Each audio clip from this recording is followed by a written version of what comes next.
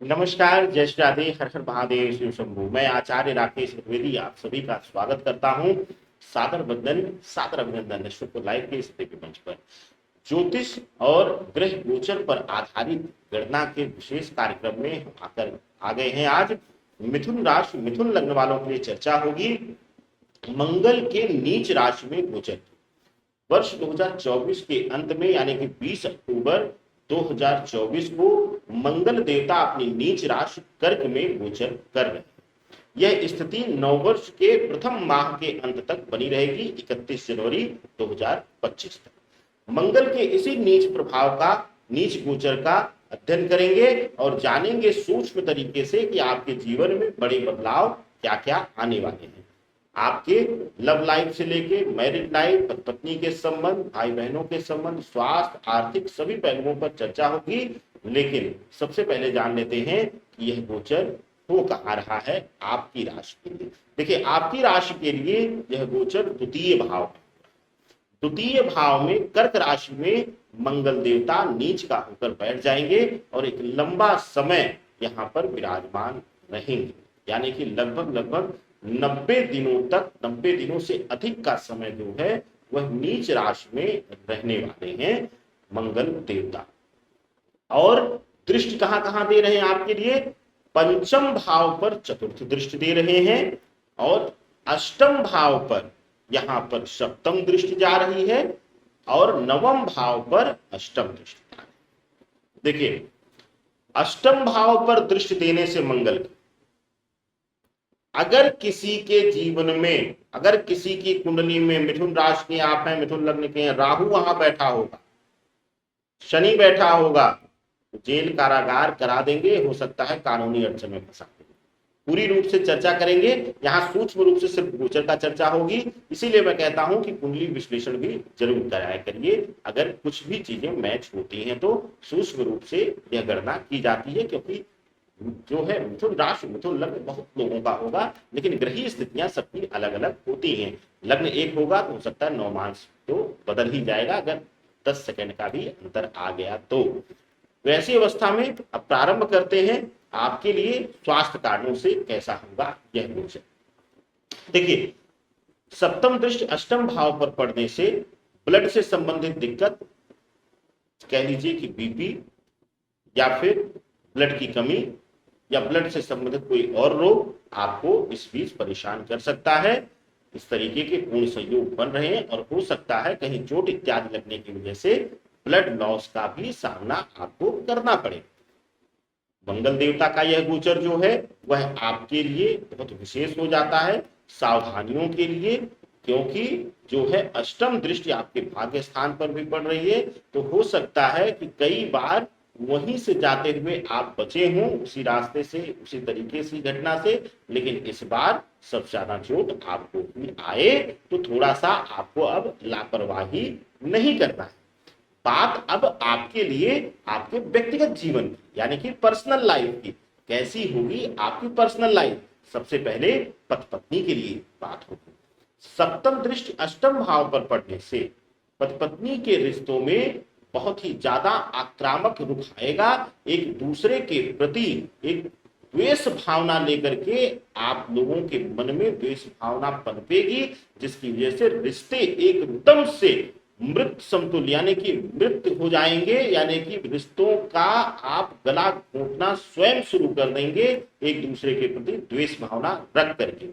इसके साथ ही अगर परिवार में, अगर आप ज्वाइंट परिवार में रह रहे हैं तो साथ ही साथ आपके अन्य रिश्ते भी आपसे प्रभावित होंगे, जिसमें कि माता पिता, भाई बहन या फिर अन्य रिश्ते भी इसमें आ रहे हैं। बात अब आपके प्रेम संबंधों की, प्रेम संबंधों के लिहाज से यह समय थोड़ा सा अनुकूल लग रहा है मिथुन राशि के लिए। प्रेम संबंधों के विषय से अगर देखा जाएगा तो इस समय में आपके प्रेमी का, आपके प्रेमिका का लगाव एक दूसरे के प्रति बढ़ेगा और एक दूसरे को आर्थिक मदद भी करते हुए आप लोग नजर आएंगे।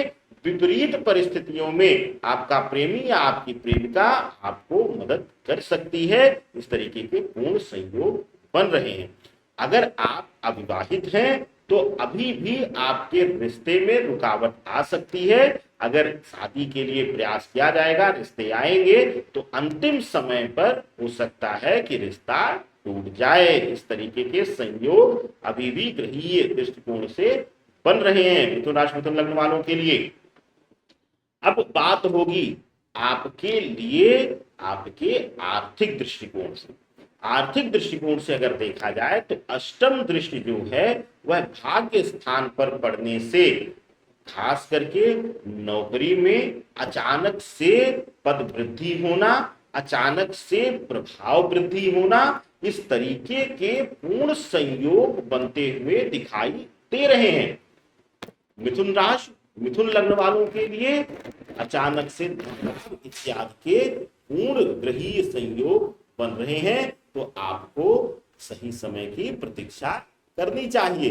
बात अब होगी आपके लिए, अगर आप व्यवसाय कर रहे हैं, व्यापारी हैं, या फिर आप स्वतः का रोजगार कर रहे हैं। व्यापार और रोजगार के लिए जो है फंसे हुए पैसे, अटके हुए धन मिलते हुए दिखाई दे रहे हैं, यानी कि निकल जाएगा अटका हुआ धन। आपका बहुत लंबे समय से अगर किसी को पैसा आपने दिया हुआ था और वह लौटाने का नाम नहीं ले रहा था, तो अब आपको वह पैसा मिल सकता है, जिससे कि व्यापार में आर्थिक मजबूती आएगी और आप अपने व्यापार का विस्तार भी कर पाएंगे। बात होगी अब कानूनी विषयों की, क्योंकि सप्तम दृष्टि जो है अष्टम भाव पर पड़ रही है। जैसा कि शुरुआत में मैंने बोला कि अगर पापी ग्रह वहां पे राहु बैठा होगा अगर आपकी कुंडली में अष्टम भाव में, तो आपके लिए मुसीबतें इंतजार कर रही हैं इस नीच की अवस्था में मंगल के। क्यों? क्योंकि अगर अष्टम भाव में कोई क्रूर ग्रह बैठा हुआ है तो कानूनी अड़चन, कानूनी विवाद में फंस करके मानसिक तनाव मिलना, आर्थिक बर्बादी होना, इस तरीके के पूर्णतया संकेत मिल रहे हैं मंगल के नीच राशि में प्रवेश से। अब बात करते हैं एक चमत्कारी उपाय का। क्या है वह उपाय? अमृत समतुल्य आपके लिए, नोट कर लीजिए। आपके लिए यह उपाय अद्भुत अविस्मरणीय रहेगा। क्या करना है आपको? आपके लिए चांदी का कोई सिक्का या टुकड़ा ले लीजिएगा। चांदी का सिक्का या टुकड़ा रहे और उस पर सिंदूर लेपन करके, सिंदूर का लेपन करके आप ले जाकर के भगवान बजरंग बली के चरणों में अर्पण कर दीजिए।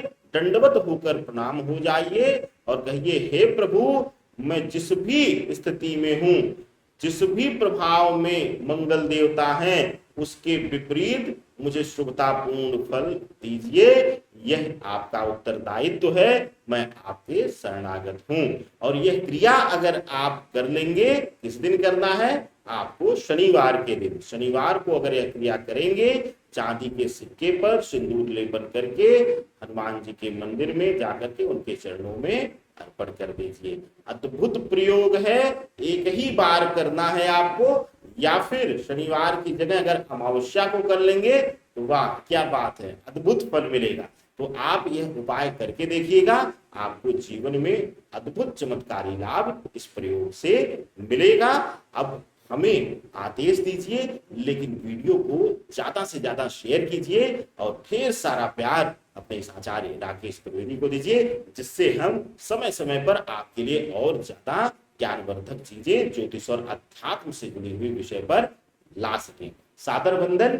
हर हर महादेव शिव शंभो।